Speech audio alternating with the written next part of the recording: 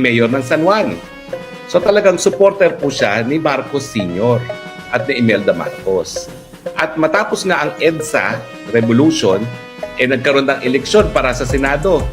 Dadalawa lang po ang mga oposisyon dun sa Grand Alliance for Democracy na nahalal sa 24 senador. Yan po si JPE at saka si Joseph Estrada.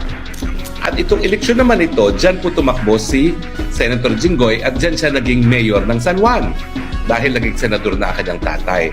At syempre ang partido pa rin nila, aliado pa rin ng mga Marcoses. So talaga naman pong loyalist forever ang pamilya ni Jinggoy Estrada. In fact, nung tumakbo para presidente si President Estrada, ay tumakbo rin po si Imelda Marcos. At kung maaalala nyo, bandang huli, nag-withdraw si Imelda Marcos at inendurso si President Estrada. Kaya naman nanalo si President Estrada nung eleksyon para sa presidente. Kung 20 years yan, na Marcia, 20 years naging mayor si Erap Estrada ng San Juan sa ilalim po ng KBL. Tapos yan, tumakbong opposition candidate, dalawa lang silang nanalo Enrile, at si Jinggoy naman ay naging mayor ng San Juan at syempre opposition din siya noong panahon ni Cory. So hindi po nakapagtataka na papanigan talaga. Nandiyan pa yung katotohanan na itong huling eleksyon, pare-pareho kami tumakbo sa unity ng president nga po ay si Marcos Jr. Talagang malalim ang utang na loob ni Senator Jinggoy sa mga Marcoses. So hindi ako nagtataka na talagang sisirain niyang pagkatao ng kahit sinong testigo na magbibigay ng testimonya na nakakasira sa mga Marcoses. Genuine and true breed loyalists ang mga Estradas sa mga Marcoses. Pero bukod po dyan, syempre, huwag natin kakalimutan na convict si Jinggoy ng bribery doon sa kaso ni Napoles. Siya'y na-absulto sa plunder pero convicted pa rin for bribery. Medyo mabigat po yan.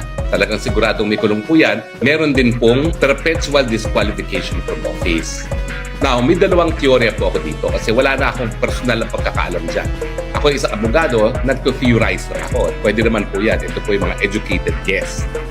Meron kasi una na Marites na naalala nyo yung kabuntik ng mawala si Senate President Mig Zubiri bilang Senate President. Ang nag-instiga daw nyon ay si Senator Jinggoy. Ito naman po ay ayon din sa mga senador na mga impormante natin. At ang nag-udyok dyan ay nadiskubre daw ni Senator Jinggoy na merong parang, kung hindi ako nagkakamali, kung 24 silang senador, parang 24, hindi ko po alam kung 24 o 48 billion na infrastructure funds na sinulo daw yung leadership. Senate President, Senate Pro Tempore, Majority Floor Leader. Anyway, yan ay sabi rin ng isang senador na nagmamarites. At nadiskubre na sinolo nga nila.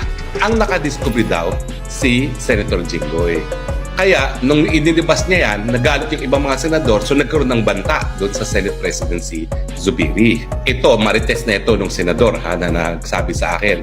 Humingi daw ng tulong itong si Senator Jinggoy kay Lam. Kasi alam niyo si Lam, First Lady, pero yan ay Atenista. Merong 6 na Atenista dyan sa Supreme Court na halos lahat po contemporary niya sa law school. Di ba niya kaklase, sabay-sabayan, kasabayan sa law school. So humingi ng tulong. So parang ang naging arrangement daw ay sige kasi si Biggs naman hindi makadeliver sa charter change, tutulungan kita, kunin mo na rin ng Senate Presidency. Kaya nagkaroon ng tangka talaga na alisin si Mig Zubiri. Pati po ko nasunog kasi sabi na aking informante, lutong-luto na, talaga matatanggal na siya. So yan yung isang kwento. Whether or not nagkaroon nga ng banta kay Mig Zubiri, ang katotohanan ay meron tayong tatawagin na Robin Hood Padilla formula. Na-convict din for illegal possession of firearms. Pero siya ay binigyan ng absolute pardon ni President Fidel Ramos. At yung absolute pardon, restore yung kanyang civil political rights na po pwede siyang mahalal ulit. So ang pangalawang teorya, bukod doon sa unang-una, mukhang nakipagkasundo siya kay Lam para maging Senate President in exchange for tutulungan siya sa kaso niya. Ang isang teorya pa ay aayusin ni Jinggoy Estrada ang pardon gaya ng ginawa ni Robin Hood Padilla.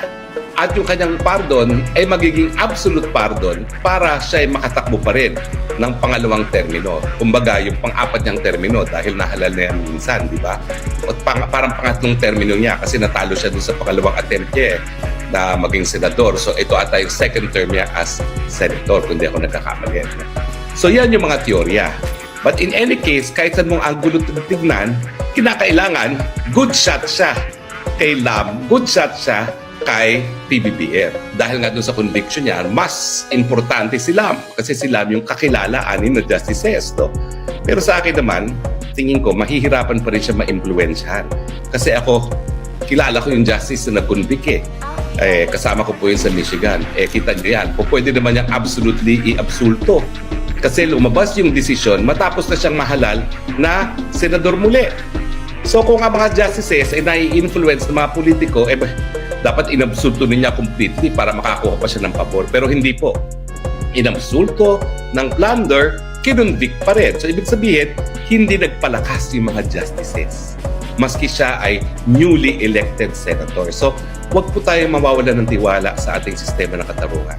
Kaya po yan. Naniniwala ako na kapag ikaw kasi naging justice na ng Sandigan Bayan, miski hindi ka maging justice ng Supreme Court, ano ngayon? Justice na ang iyong titulo pag ikaw nagretiro. At malaki na rin ang iyong retirement. So wag po tayo mawawala ng tiwala sa hudikatukan. Ano sa dalawang teorya ang tingin kong mas malapit sa katotohanan? Mas madali yung Robin Hood formula. Ia-atras na lang kayong apela niya, aayusin niya yung kanyang absolute pardon kay Lam at saka kay PBBM, nang sa ganon, mabaliwala yung kanyang parusa at makakatakbo pa rin siya sa susunod na eleksyon. Kung nagawa yan ni Robin Hood Padilla na nag-number 1 pa sa eleksyon bagamat siya ay na-convict na, bakit hindi naman po pwedeng umasa na mag-number 1 din muli si Jinggoy Estrada sa eleksyon para sa senador, kung isang kapwa niyang convicted felon, naging number 1 pa. Yan po talaga ang politika sa Pilipinas. Ang mga convicted felons ay nakahalal na senador at minsan naging top-notcher senator pa. Ganun po talaga. Yan naman po ay katotohanan.